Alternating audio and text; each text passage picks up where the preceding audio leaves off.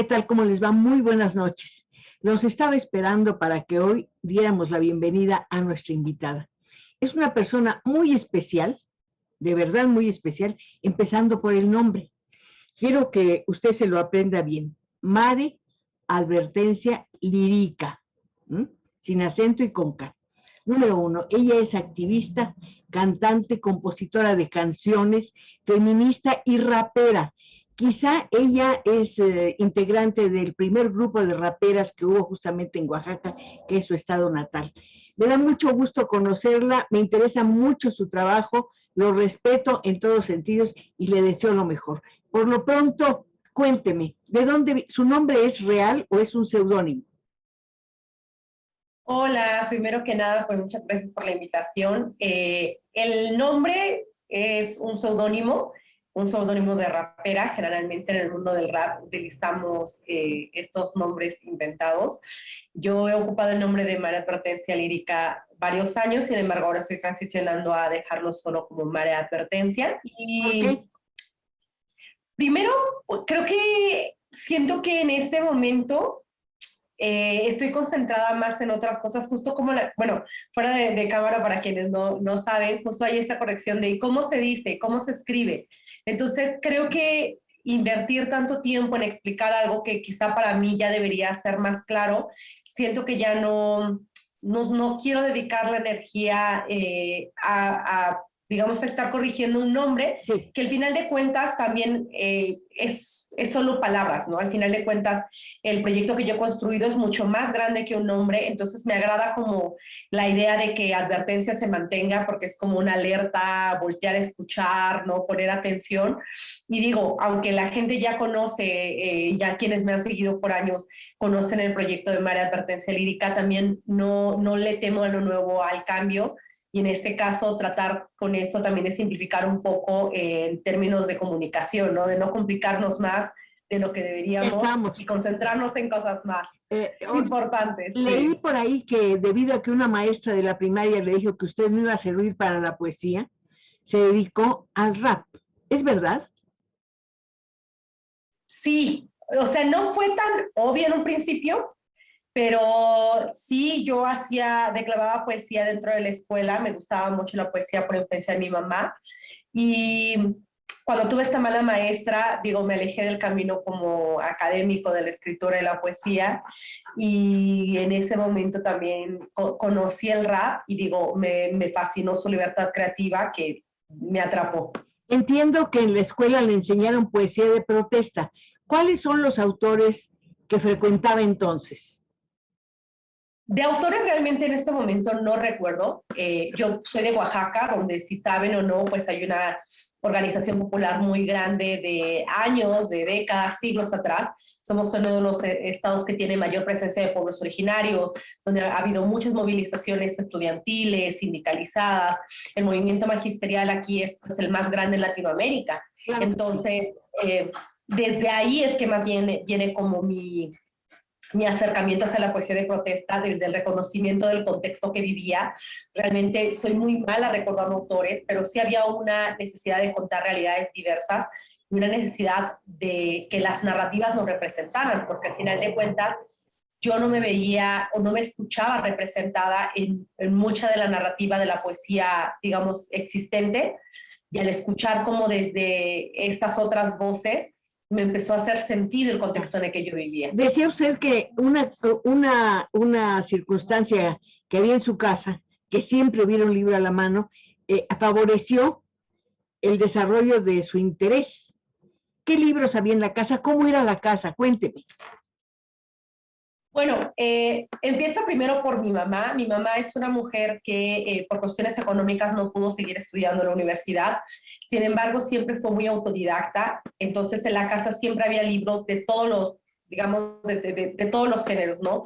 Desde enciclopedias sobre animales, poesía, cocina, había literatura mexicana, había como mucha diversidad de literatura y ella siempre nos leía narrativa oral, digamos, de México, ¿no? Lo que se llaman mitos y leyendas. Nos leía sobre eso, nos leía poesía mexicana o nos leía la poesía que a ella le gustaba, ¿no? Entonces siempre hubo como, más bien desde su propia inquietud, porque siento que ella al no poder seguir estudiando, eso no le impidió seguirse preparando, ¿no? Ella seguía buscando también y esa curiosidad fue la que heredó también hacia mí, ¿no? El acercamiento hacia las palabras y el acercamiento también creo hacia la creación, ¿no? Al pensar estos imaginarios diferentes y afortunadamente hasta hoy en día en la casa hay desde cuentos, novelas, hay enciclopedias, o sea, hay un poco de todo. ¿Hubo un autor que le impresionara cuando era niña? ¿O un poema, o un cuento, el fragmento de un relato, lo que usted me quiera recordar? Pues recuerdo mucho la narrativa de los mitos y leyendas mexicanos, porque creo que además, bueno, nosotras somos de una comunidad zapoteca y no hay tanta literatura que se asemeje a nuestra cosmovisión. Sin embargo, en lo que se nombra como mitos y leyendas, sí hay mucha como de la cosmogonía de los pueblos originarios, y aunque pueda decirse que puede o no ser cierto, para los pueblos originarios es verdad, ¿no? Estas historias de cómo se formaron los territorios, de cómo los animales también tienen una conexión espiritual con la humanidad, de cómo nos relacionamos con la naturaleza. Creo que todas esa tradición oral, porque en realidad sigue viva como tradición oral dentro de los pueblos, pero que también ha podido ser documentada desde la escritura, fue lo que a mí me llamó mucho la atención. O sea, yo recuerdo mucho como estas historias que hablaban de los animales míticos, ¿no? Del murciélago, de la creación del arco iris, ¿no? Y de muchas historias como estas que me hacían mucho sentido porque la cosmovisión de mi pueblo también habla, ¿no? Como de la relación que está presente y viva con la naturaleza. Su abuela hablaba zapoteco. Así es. Cuenta usted que en una ocasión le pidió que le enseñara el zapoteco y ella le dijo, suena muy feo. Además, ¿para qué quieres eso si de nada te va a servir? Pues le va a servir para echar raíces en su tierra, en lo que usted es y lo que seguirá siendo para siempre. Me gustaría que habláramos de eso. Claro, pues yo creo que yo cuando empecé a crecer, digamos, como en mi primera infancia y en mi desarrollo, nunca tuve tan presente mi identidad zapoteca. Yo la tuve que ir descubriendo justo a partir de escucharme y de leerme en otras historias, de espejearme con otras personas. Pero una de las cosas que es cierta es que vivimos en un país racista donde mi generación está retomando también una lucha que las generaciones atrás tuvieron que lidiar de otra manera, ¿no? Una de las estrategias que mi abuela tuvo que hacer para sobrevivir fue negar la lengua como una herencia, ¿no? Ella para sobrevivir en una ciudad, porque ella migró de la Tubi, de la Sierra Norte de Oaxaca, hacia Nesa, sí, uno de los puntos con mayor, pues sí, asentamiento humano, digamos, en Ciudad de México, claro, y de Oaxaca, pero además como en las complejidades de lo que significa un asentamiento como este, ¿no? En una situación que hasta el día de hoy sigue habiendo una marginalidad, sigue habiendo un olvido del Estado, sigue habiendo una violencia sistemática, donde también este racismo se ve reflejado de otra manera. O sea, mi abuela para sobrevivir a un sistema tuvo que abandonar su lengua. Y probablemente... Sí. Perdón, dígame. No, pensaba como que probablemente esta desvalorización que ella sentía al momento que yo le pregunté fue algo que a ella le enseñaron, algo que a alguien le dijo. Lo que tú sabes no vale. Alguien le dijo, esa lengua no sirve. Alguien le dijo, mejor aprende español. Y para tener que sobrevivir en el sistema, ella lo hizo. Entonces, para mí fue un poco como cuando yo logré tener ese acercamiento con mi abuela y descubrir también estas heridas que ella traía, fue tener que empezar a sanarlas. Y afortunadamente creo que sí lo logramos. Para cuando mi abuela murió, ella y yo ya teníamos como una relación más cercana con el zapoteco. O sea, yo sigo sin hablar zapoteco, pero ella ya no le daba pena enseñarme. Incluso cuando yo llegaba a su casa ya en los últimos años era, siéntate, y siempre era como algo nuevo me iba a enseñar, ¿no? Algo nuevo vamos a conversar, o me llegaba a la casa y me decía, trae tu libreta, y se ponía a hablarme, ¿no? Ya no tenía ya tampoco esa pena que por años cargó, porque al final de cuentas también para ella no sabemos cuál fue el proceso tal cual de cómo tuvo que vivir ese abandono de su lengua y tener que aprender el castellano. Mi abuela fue hablante de zapoteco hasta los 30 años solamente. O sea, hasta los 30 años aprendió el castellano. Entonces, claro que este racismo nos deja estas heridas y entre generaciones tenemos que también aprender a sanarnos, ¿no? Cómo dejamos de cargar esas violencias. Si una lengua no se habla, muere. Así es. Lamentablemente, mi variante del zapoteco es una de las lenguas que está en peligro de extinción en este momento. ¿Cuál es el variante del zapoteco? La variante, perdón. ¿Cuál es? Pues yo los ubico por región, porque en realidad, a pesar de que está dividido el zapoteco como en 4 grupos de Sierra Norte, Sierra Sur, Valles Centrales e Istmo, en la zona de la Sierra Norte hay como grupos más pequeños. Entonces, la variante que es de mi pueblo, la Tubi, es la variante de Benito Juárez, Yubila, Carrizal, Guelatao, Ixtlán, Ixtepeji, más o menos como por esa zona geográfica, pero justo en esa zona geográfica que estoy mencionando ya hay muy poca gente hablante. ¿Cómo era es una variante diferente. ¿Perdón? ¿Cómo era su pueblo? ¿Cómo lo recuerda? Mi pueblo existe. El pueblo existe. ¿Cómo se Lo que llama? ya no existe es la lengua. La Tubi. La La Tubi significa hoja, la Tubi. La sí. Tubi. Ajá. L-A-T-U-V-I. La Tubi, en una palabra. Ajá. Significa hoja enrollada, o desde cómo lo concepcionan la gente antigua, es hoja enrollada. No es de la parte tan alta de la Sierra Norte, está a 2 horas y media de la ciudad. Es una zona donde se siembra mucha manzana. Hace frío, pero porque es sierra, pero no es tan frío todavía como otras zonas más altas de la montaña. Se cultiva manzanas, cerezas, cerezas como nativas, sí, que se llaman capulines. Claro. Se cultiva pera, papa, es tierra fría. ¿Sabe qué, Mari? Cuando empezamos una conversación es como una hoja enrollada, Tubi, que se va desenrollando y va mostrando poco a poco su esplendor, su belleza y su verdor. Vamos a hacer un brevísimo corte y regreso con usted con mucho gusto. Muy bien.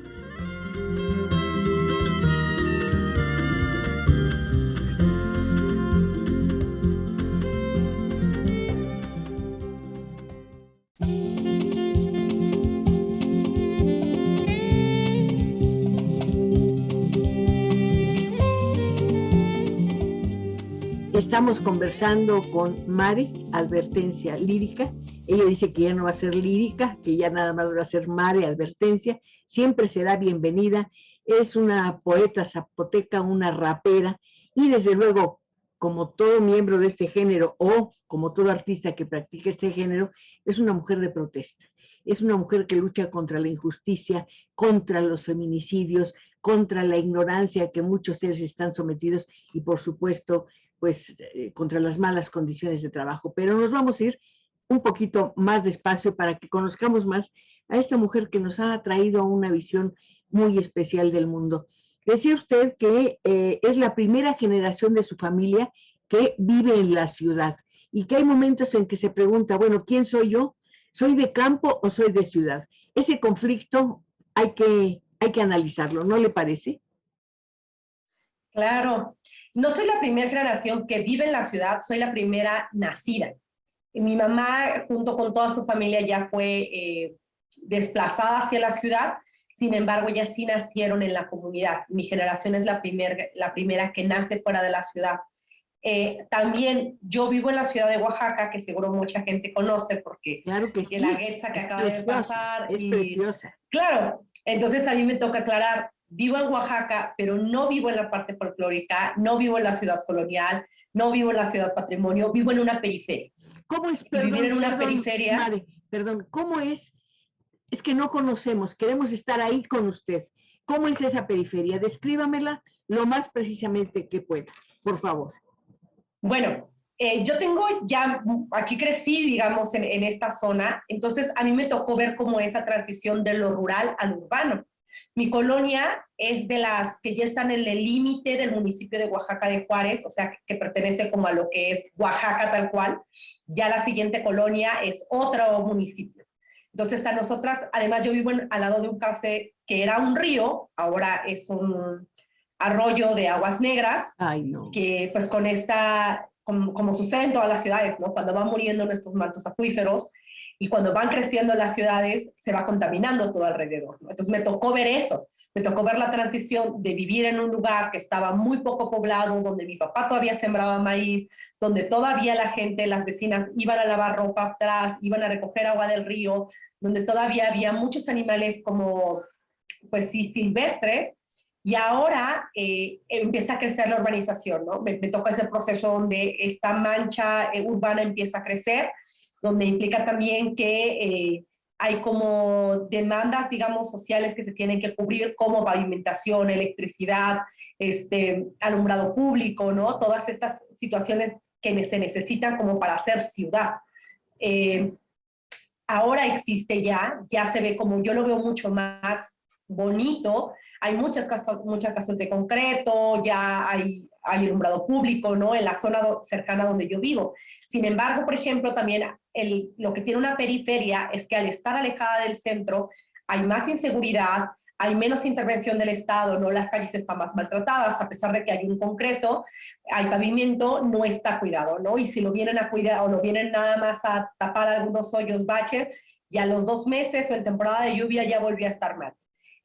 Donde también hay inseguridad por la propia delincuencia, ¿no? Donde hay un abandono del Estado, no hay centros culturales aquí donde yo vivo, no hay como espacios recreativos, las canchas de básquetbol, de fútbol que existen aquí están lejos en una zona donde nadie del municipio va a limpiar, donde no hay como servicios de alumbrado de la noche, ¿no? Entonces ni siquiera es seguro para practicar allá. Los propios vecinos, las propias vecinas nos hemos tenido que ir organizando para poder como ir mejorando la forma en que se ve, pero el contexto hace que se sienta peligroso el lugar, ¿no? Y que además, pues hasta el día de hoy se considera todavía un lugar de alta marginalidad, a pesar de que yo comparado a los años que he vivido aquí lo veo más bonito, pues la realidad es que sí no representa tampoco esta parte estética y turística que nos venden en un catálogo de Oaxaca. De sus primeros recuerdos a la actualidad, ¿cómo ha cambiado la condición de mujer en Oaxaca?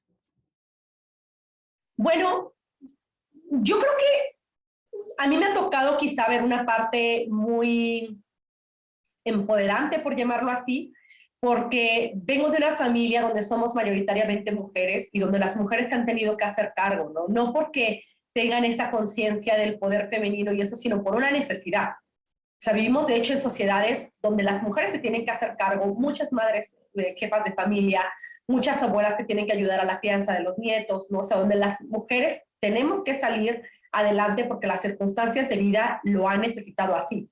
Entonces, vengo de un linaje de mujeres que han tenido que salir adelante, ¿La puedo que han tenido que interrumpir? trabajar. Perdón, ¿la puedo ¿Sí? interrumpir un momento? Creo que una de esas mujeres que han tenido que asumir un papel de fortaleza, una actitud, mejor dicho, de fortaleza, es su madre, porque sé que su papá murió cuando usted tenía 5 años.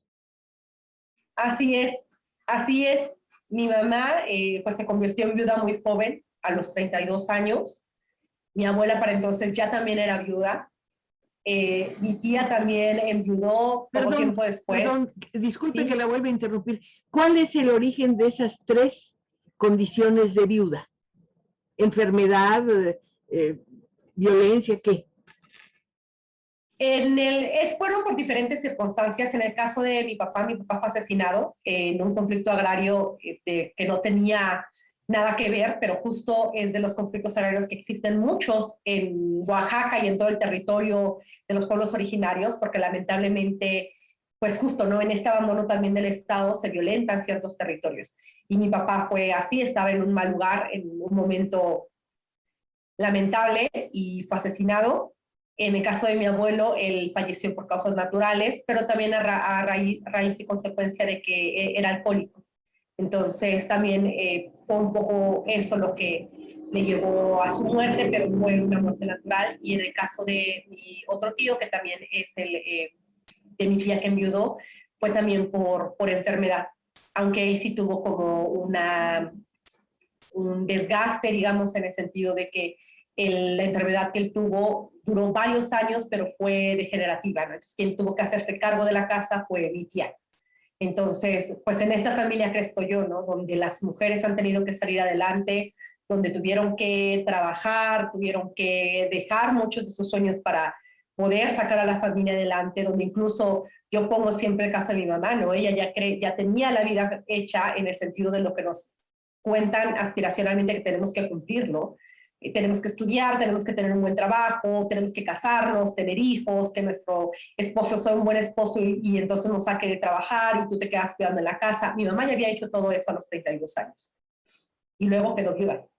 Y su vida tuvo que cambiar, ¿no? Cambió totalmente, ella tuvo que volver a hacerse cargo económicamente de la casa, aunque sí con una ayuda de toda la familia y afortunadamente mi papá también tenía un seguro, pero todas esas circunstancias hicieron que para mí también cambie la perspectiva de lo que es ser una mujer en la sociedad, ¿no? O sea, esas aspiraciones que te dicen que tienes que cumplir, es como las he visto cumplirse en mi propia familia y las he visto destruirse también.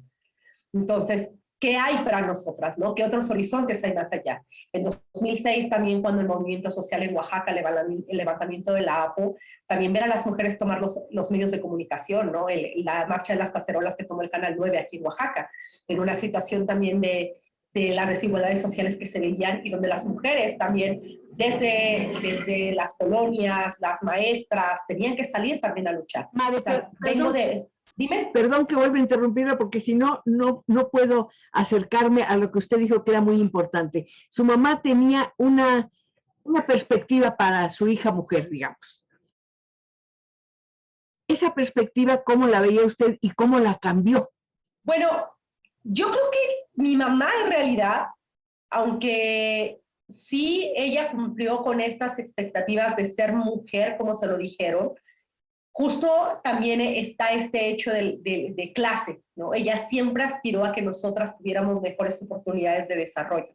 Entonces, desde pequeñas a nosotras siempre nos inculcó que teníamos que estudiar, que íbamos a estudiar, que terminábamos la primaria, íbamos a la secundaria y después el bachillerato y la carrera. O sea, no había una opción de no vas a estudiar.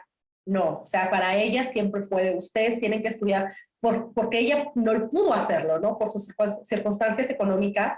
Ella hubiese querido seguir estudiando, pero no podía. ¿Qué hubiera Entonces, querido para ser su mamá? nosotras siempre fue. ¿Qué hubiera querido ser su madre? ¿A qué le hubiera gustado dedicarse, si se lo puedo preguntar?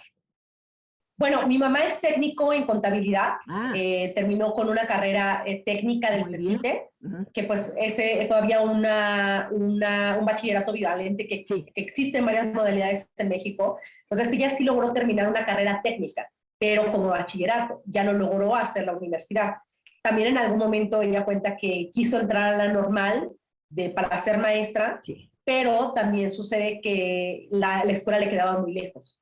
Entonces no era una opción viable estudiar porque de Nesa para llegar a la normal superior gastaba mucho en transporte y le quedaba, o sea, era estar todo el día fuera de casa. Vale, cuando su mamá, perdón. Dime. Cuando su mamá le dijo, ustedes, mujeres, hijas mías, tienen que estudiar, ¿usted qué quiso estudiar?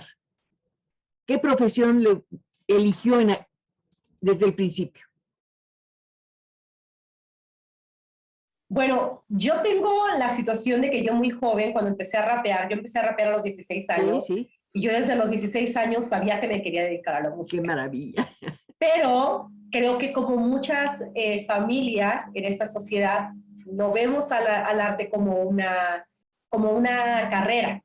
Entonces, yo estudié algo que tenía que ver más bien con pedagogía, porque también me gusta la pedagogía, en realidad también hago talleres hasta el día de hoy. Mucho tiempo también trabajé, también trabajé en una organización civil cuando era mucho más joven, impartiendo talleres.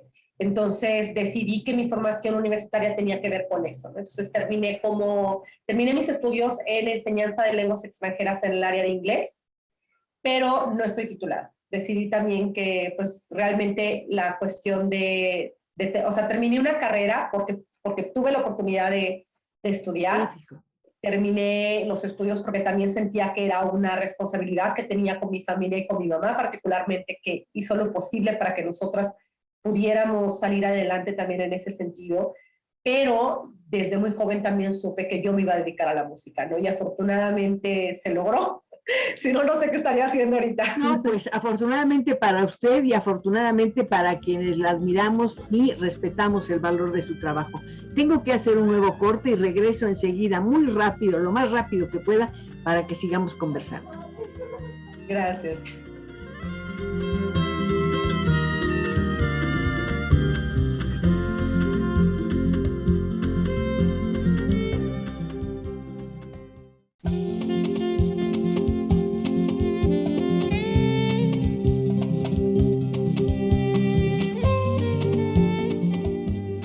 Estamos hablando con una rapera zapoteca, una mujer de carácter y una mujer que dice, yo no nací con una voz privilegiada, pero mi voz me ha dado privilegios.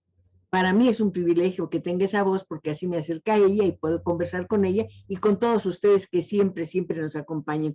Cuénteme, ¿cuántos hermanos tiene? Tengo una hermana mayor, una media hermana más grande y tuve un hermano menor que lamentablemente ya falleció hace 8 años. ¿Sus hermanas a qué se dedican? Mi hermana es maestra de preescolar y bueno, mi hermana, digamos la que vive conmigo, mi otra hermana es ama de casa. En realidad, con mi hermana más grande, mi media hermana, no convivo tanto. Digamos que mi cercana es solo mi hermana, la que sigue de mí, digamos. Eso es. Mencionábamos su voz y usted decía también algo muy importante. El tono de la voz, de alguna manera, tiene que ver con nuestra posición en la sociedad. Si tienes una voz fuerte, piensan que es una voz que no te corresponde porque la voz fuerte es masculina y esa voz fuerte es la del poder y la de la capacidad de mandar. Es un asunto interesante que usted plantea. Así es. Sí, yo creo que, bueno, yo he tenido que replantearme muchas veces por qué incomoda tanto a veces las cosas que digo o por qué en ciertos espacios no es considerado prudente que hable. Y bueno, parte de las reflexiones tiene que ver con eso, ¿no? ¿Quiénes somos? O sea, el lugar donde la sociedad nos coloca y lo que espera que hagamos desde ese lugar. La voz en realidad es una manifestación también de cómo se interseccionan todas estas opresiones sobre nuestras cuerpos y que al final de cuentas que una ahora se sienta segura de hablar aún incomodando, también implica una gran fortaleza y romper con una historia de silencio. ¿Cuándo descubrió su voz como pues un vehículo para cantar, un medio para cantar, no solo para hablar? No sé si hubo un momento como tal, o sea, siempre me ha gustado el arte, siempre me ha gustado la música, desde pequeña, y en realidad si ahora se lo preguntan a mi mamá, siempre va a decir que yo tenía como ese sueño de ser cantante, ¿no? Entonces yo desde pequeña siempre era como cuidarme para no lastimarme la voz, etcétera. Pero cuando se hizo consciente, no podría decirlo. O sea, ahora misma me veo hacia atrás y me recuerdo que siempre estoy cantando. O sea, todo el tiempo traigo una melodía en la cabeza, todo el tiempo ando como cantando, no solo con el rap, ¿no? Sino en general la música me encanta el baile. Entonces siempre estoy como con alguna tonadita y se volvió parte de mí, pero creo que en algunos momentos más bien yo me silenciaba, ¿no? En algunos momentos lo hacía solo para mí, o me escondía, o no me sentía tan segura de hacerlo. ¿Cuál es la tonadita, como usted dice, que siempre la acompaña? Porque siempre hay algo que repetimos, algo que tiene que ver con un momento, con la infancia, con alguna persona querida, no sé. No creo que haya una, o sea, creo que más bien depende como en qué ande. Hay canciones que, por ejemplo, hay días que estoy como más melancólica y me encanta escuchar a Mercedes Sosa. Hay días que estoy como más contenta y me encanta escuchar cumbia o chilenas, ¿no? O sea, no soy como de una sola música, porque creo que siento que hay como el soundtrack de la vida, hay canciones para todo momento, ¿no? Entonces hay una canción que va con un momento específico. Lo que sí tiendo mucho a hacer es eso, ¿no? O sea, de repente estamos hablando de cualquier cosa y yo ya pensé en la canción que es justo para ese momento, ¿no? Alguna cosa que se me viene a la mente. Entonces, creo que más bien soy muy musical. El rap es un género urbano 100%. Rap y graffiti van de la mano. Así es, así es. O sea, yo llegué al rap por el graffiti. Nunca pinté, pero andando de chismosa conocí el rap. ¿Dónde se acercó al graffiti? ¿Dónde conoció? ¿Dónde vio expresiones que realmente le interesaran, lo conmovieran? ¿O bien usted sintiera que decían lo que usted anhelaba gritar? Bueno, como dije, viviendo en una periferia y habiendo una falta de espacios de desarrollo cultural, las manifestaciones contraculturales justo urbanas son las que se manifiestan. O sea, el lugar donde yo crecí también fue cuna de graffiti. Aquí había mucha gente también que pinta y que hasta el día de hoy sigue pintando. También, o sea, pensar desde la marca de las pandillas, ¿no? Aquí también ha habido pandillas de cholos que marcaban un territorio y otro, pero que fue evolucionando también después hacia que algunos artistas empezaran también a generar otro tipo de estéticas y a mezclar más colores y a mezclar técnicas, ¿no? Entonces, ese desarrollo me tocó también vivirlo estando aquí. ¿Por qué? Y esa estética la vi en mi calle, Claro. en mi colonia, en mi barrio. ¿Por qué el primer colectivo al que usted perteneció con sus dos compañeras o amigas se llama justamente Advertencia Lírica? Bueno, cuando pensamos en hacer un grupo de mujeres, fue por esto, ¿no? Porque no estaba yo sola, no estábamos solas. Entonces fue de, bueno, pues si ya estamos aquí, vamos a acompañarnos. A mí me gustaba como la idea de advertencia, porque siento que justo es una palabra que es en femenino, pero que no tiene este cliché de lo femenino, sino al contrario, ¿no? La palabra advertencia es fuerte, ¿no? Te obliga a voltear, ¿no? Lees esto y te pones alerta.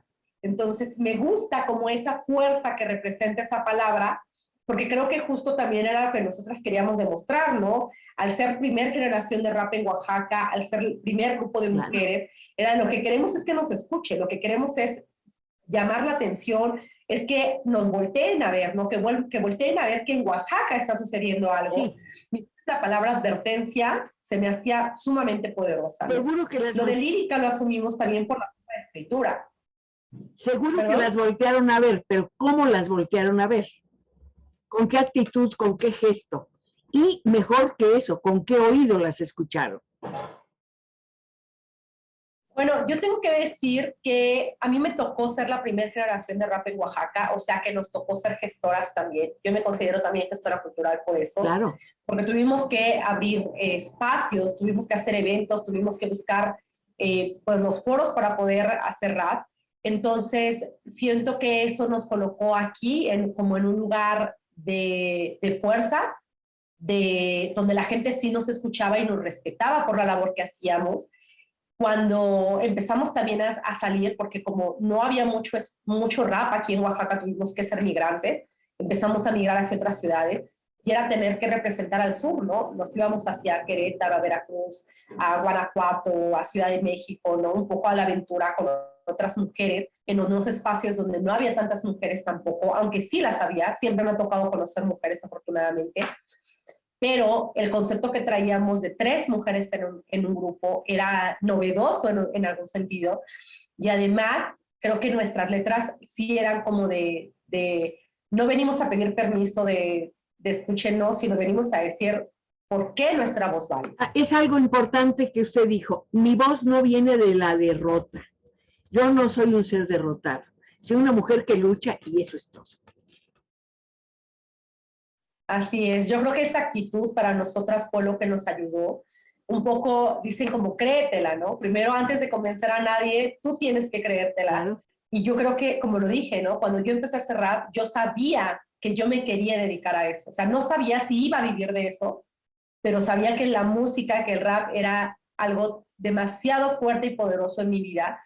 Entonces, claro que cuando yo subía al escenario, era la que más gozaba, era la persona más feliz, era la persona con una energía que yo siento que se transmitía, ¿no? Que por eso era auténtico. O sea, sí era auténtico cuando los oídos se escuchaban. ¿Cuál fue el primer rap que compuso? ¿Qué decía? No lo sé. O sea, estamos hablando de 18 años casi. Pero no hace tanto, además es suyo. Claro, pero cuando pasa que con la memoria, si tú ya no repasas algo, se va a quedar ahí olvidado. Pero hay otra memoria. Está ahí, pero se queda. Pero hay otra memoria, Mari, la escritura. Y me imagino que usted escribe sus letras. Claro, lo escribo, pero por ejemplo, esta primera época ya no tengo nada escrito. Eran tiempos en donde tampoco había muchas grabaciones. O sea, el primer disco que sacamos nosotras fue en 2007. pero para 2007 Además, ya llevábamos tres 4 reinas, años rapeando. 3 reinas, ¿no? Así es. Eran ustedes las Así tres es. integrantes. Y luego formó parte de un colectivo con 2 activistas brasileñas. No, trabajamos en colectivo, o sea, digamos, para una canción, que es creo que la de Qué Mujer, con quien trabajé con Batsista y Malca, Sí. de justo transactivistas de Brasil, fue específicamente para una canción. O sea, como que más bien ahora por canciones, por proyecto específico, vamos sumando talentos, fuerzas, ideas, y entonces se vuelven colectividades, pero son más bien como colectividades itinerantes. No es que ahora tenga yo un grupo, yo siento que tengo una colectividad alrededor, aunque generalmente trabajo como sola, ¿no? Como Mare es nomás yo. Vale, en el rap hay protesta, hay enojo, hay vida urbana, hay mucho de periodismo, hay también ternura. Perdón que se lo pregunte, no soy muy conocedora de la materia. Claro que lo hay. Lo hay. Siento que a veces nos sucede que cuando somos personas, en mi caso, hablo en mi caso personal, ¿verdad? Porque cada quien también tiene una experiencia diferente desde dónde crea y desde dónde enuncia su palabra. Pero en mi caso personal, yo traía mucho dolor, traía mucho coraje, traía mucha ira, tenía mucho enojo hacia el mundo. Entonces, claro que mucho de lo que empecé a hacer y de lo que he hecho a lo largo de mi carrera viene desde ahí. Pero yo siento que he podido conectar ahora desde otro lugar porque también he logrado sanarme. O sea, yo he tenido que pasar también por procesos de sanación en los que he tenido que aceptarme derrotada, en los que he tenido que aceptarme sola, en los que he tenido que aceptarme débil, vulnerable. Y entonces ahí justo es desde donde podemos conectar desde otro lugar. Perdón que la interrumpa otra vez. ¿Se sintió en esos momentos derrotada y vulnerable porque es indígena, como muchas personas, o solamente porque es mujer, o solamente porque eligió una carrera que se suponía, entre comillas, que era de hombre? ¿Por qué razón? ¿Y de dónde viene su enojo? Si logró lo que quería, Mare. No hablo de este momento solamente, bueno, a dos partes. Uno, ¿de dónde viene esta parte vulnerable y de dónde viene esta parte como del romper con esta máscara de súper poderosa y dura? Viene desde el duelo. Como dije, mi hermano murió hace 8 años, yo ya rapeaba en ese entonces y para mí fue un golpe muy fuerte. O sea, el hecho de tener una pérdida familiar, seguro que quienes tenemos pérdidas familiares sabemos lo que puede llegar a doler. O sea, cuando yo tuve la pérdida de mi papá fue un golpe, pero perder a mi hermano menor también fue un golpe triplemente fuerte. Entonces, ese momento fue en el momento en el que yo me reconocí humana, porque yo me la había creído que en realidad yo podía todo y que yo era capaz de ir sola contra el mundo. Y de repente te das cuenta que hay un lado muy profundo que te conecta con las personas que quieres y que cuando esa persona no está, claro que te va a doler. Claro que se va a romper esa máscara y claro que vas a tener que conectar con tu vulnerabilidad y que en el duelo vas a tener que reconocerte humana y vas a tener que reconocerte vulnerable porque de otra manera es muy difícil salir de esto. Vale, tengo que reconocer que llegó el momento de otro corte. Regreso enseguida. Ok.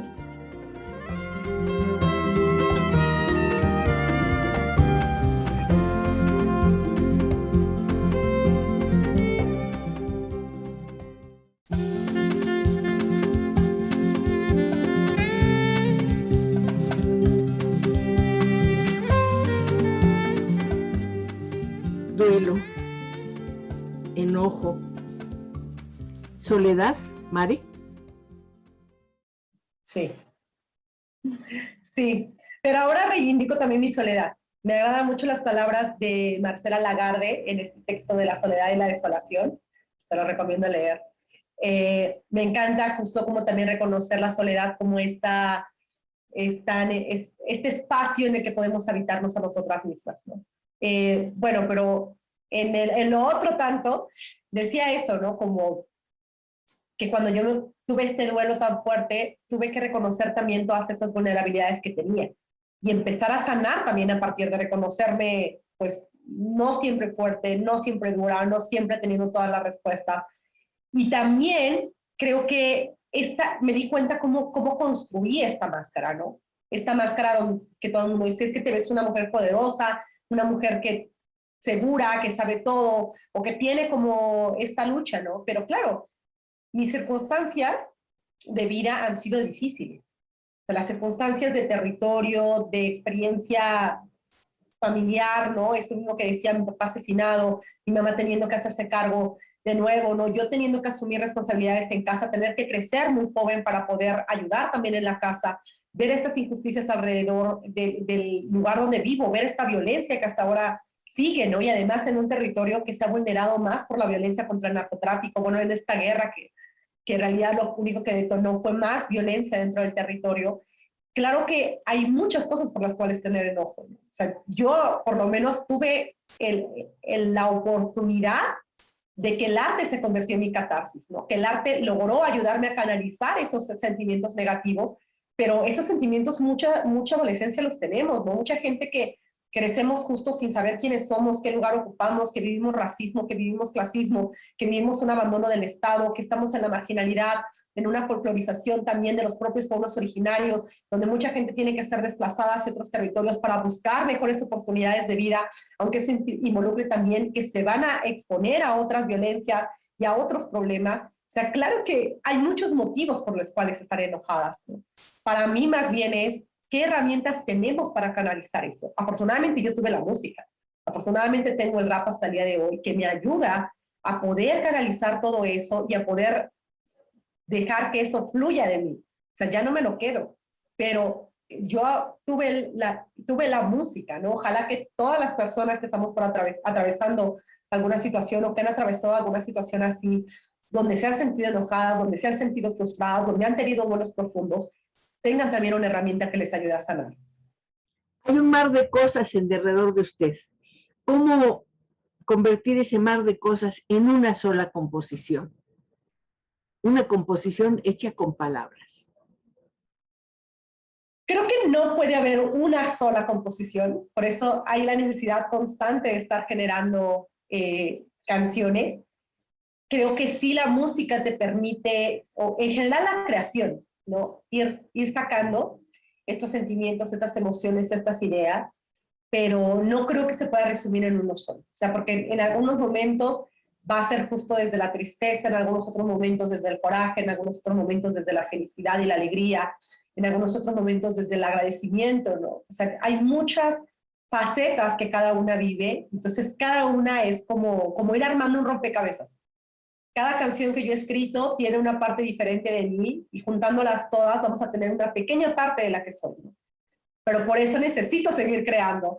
Exageré al decir una sola composición. Lo que quise decir con esta expresión, una sola composición, es a través de su trabajo en general como compositora, porque sí, son muchos temas. ¿Le ha ocurrido que alguien se acerque y le diga, Mare, aborda tal tema en tu nueva composición?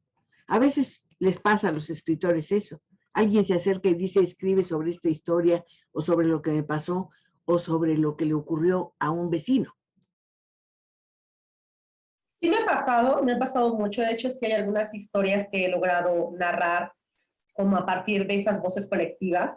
Lo que me cuesta mucho trabajo hacer y que en realidad básicamente no hago es escribir de cosas que no conozco. Eso es. O sea, no podría escribir desde la experiencia que no he vivido, que no me es cercana, porque siento que sería un poco mentir, ¿no? O sea, trato de ser honesta en el sentido de que Perfecto. lo que escribo está documentado, está desde la experiencia o desde las palabras, desde la narrativa, no desde las lecturas.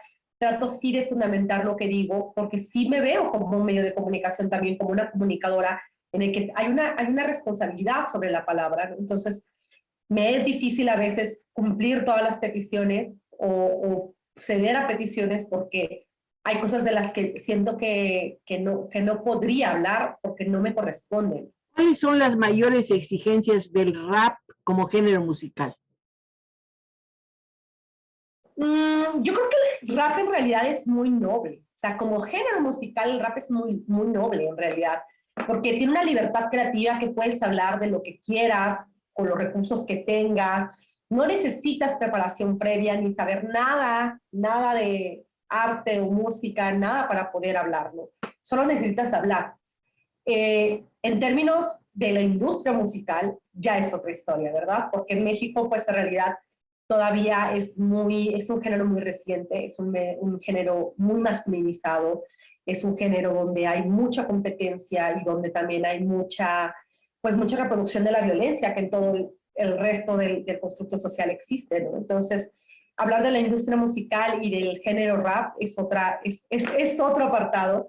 Yo afortunadamente creo que siempre he apostado como a construir desde otro lugar, a construir desde mi experiencia, desde la colectividad, desde mi ser mujer, desde mis historias, ¿no? Y eso siento que al haber una ausencia de estas narrativas, es lo que me ha permitido también que la gente lo escuche y lo acepte. Me gusta mucho que no se refiera a sus composiciones o que se refiera a ellas como mis historias. Usted nos cuenta historias. ¿Cuál es la que está contando o acaba de contar? Bueno, pues la más reciente justo estrenamos hoy, estrenamos este 6 de julio, una canción que para mí es para celebrar. Es una historia porque creo que también la alegría es algo que tenemos que defender. Por supuesto. Una cumbia, Ay que cumbión, al lado de Ali Guagua y Zorrón Pepera. Y es básicamente un goce, ¿no? Es esto como de si tienes ganas de bailar, baila. Porque al final no sabemos qué pase mañana, pero hoy estamos aquí. A ver, bailemos. díganos la letra, aunque sea declamada o cantada, ¿por qué no? A un pedacito. Dice, dice, desde Oaxaca, sacando los prohibidos, bailando hasta Naucalpan, Veracruz, Barrios Unidos, la música conecta, pretexto no nos falta, disfrutar es la meta que el cuerpo ya lo reclama, así que mueve tu cuerpo, deja que el viento se lleve las penas y despeine tu cabello, te lo prometo, que no habrá arrepentimiento, la vida es para disfrutar, aprovecha el momento. Y ya, la pueden escuchar en todas las plataformas. Es una lección maravillosa, justamente en estos momentos en que nos hemos sentido agobiados, tristes, presionados, amenazados también, y en que nos ha dolido tanto la muerte de tantas personas en el mundo y desde luego en nuestro país. ¿Cómo ha vivido la pandemia, Mari? Pues al principio encerrada, ya empezaba mi nueva normalidad y ahora viene la tercera ola. Bueno, ya está aquí. Sí. Adaptándonos a estos cambios, ¿no? Creo que la resiliencia también es un aprendizaje y nos toca tener que aprender, ¿no? Tener que mantenernos con buena actitud, tratar de apoyarnos entre las colectividades, entre la comunidad, ¿no? Creo muy necesario favorecer estos lazos comunitarios, ¿no? Saber quiénes son nuestra manada, reconocer quiénes están ahí para nosotras, para nosotros, para nosotros, porque al final en solitario no vamos a lograr mucho, ¿no? Necesitamos como de nuestra manada que nos cuide y a quien cuidar. Usted dijo algo inquietante. Hemos sido oprimidas y podemos ser opresoras. Así es. Para pensar, tarea de casa. Es una tarea que nos deja muy importante, porque hay reacciones que a veces uno pues no puede controlar o no se da cuenta de las cosas. Eso podríamos hablarlo en una conversación que espero sea muy próxima, pero antes que nada, quiero que me diga de todos los países, bueno, he estado en muchísimos países, he estado en Chile, en los Estados Unidos, su primer viaje fue a Guatemala, si no mal recuerdo. Así es. Así es. ¿Acudió a un evento, a un encuentro de compositores, de cantantes? Se llamó La Otra Cara del Hip Hop. Fue un evento hecho para mujeres, desde mujeres, dentro de la cultura hip hop. Entonces fue rap, breaking, DJing y baile, crump y breaking. Y fue un aprendizaje muy lindo también el poder llegar a otro territorio y ver a muchas mujeres poderosas haciendo su arte y viendo también un proceso que nos conecta con otros territorios en Latinoamérica y el mundo, que tiene que ver desde estas violencias, ¿no? La guerra que ha vivido Guatemala, la violencia que también ha recaído sobre los pueblos originarios y que hasta ahora también sigue demandándose justicia, ¿no? por todo este genocidio que se ha dado. Y que es una historia común entre muchos países, ¿no? Es una historia común. Aquí mismo en México hemos vivido una guerra que aunque se supone que ya no existe, sigue dejando secuelas, ¿no? Sigue dejando muchas secuelas también sobre nuestra sociedad, sobre nuestras comunidades. Ahora que hablábamos de su viaje a Guatemala, recordé que en los Estados Unidos ha sido muy reconocida. Usted está considerada como uno de los miembros, creo que fue en 2012, más importantes de la música alternativa. Su triunfo ahí, ¿qué significa para la comunidad de mexicanos que se encuentran en los Estados Unidos? Bueno, yo me he logrado conectar allá mucho sí con las comunidades migrantes. También recordemos que aunque sí hay mucha comunidad mexicana migrante, sí, también dentro de esa comunidad mexicana hay muchísimos pueblos originarios. Hay mucha comunidad zapoteca, mixteca, maya que están allá y que se reconocen como pueblos originarios, antes incluso que reconocerse como mexicanos, porque hay identidades diferentes, ¿no? Sí tenemos que reconocer justo desde los privilegios y las opresiones que podemos nombrar que la experiencia de una persona migrante que habla castellano al migrar no es la misma que una persona que es hablante de su lengua madre como primera lengua, ¿no? Entonces se complica todavía aún más y se enfrentan a otras discriminaciones, incluso entre la propia gente hablante del castellano, ¿no?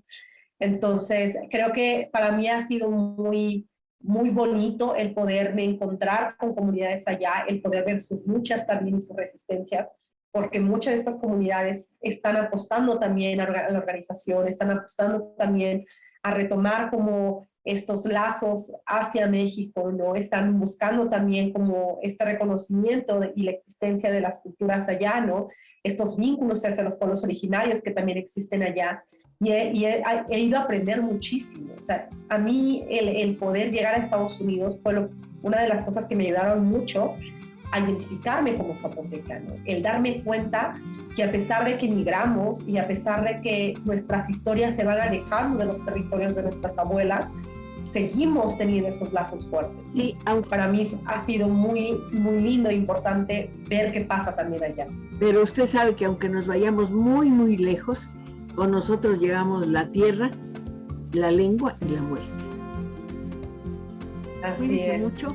Espero conocerla alguna vez y ojalá que pues no me olvide de la letra de su más reciente rap. Hay que vivir el momento. Si quieres bailar, baila. Hasta pronto. Así es. Pues pueden escucharla ahí para que no se olviden. Claro que sí. Muchas gracias. Hasta pronto. Suerte.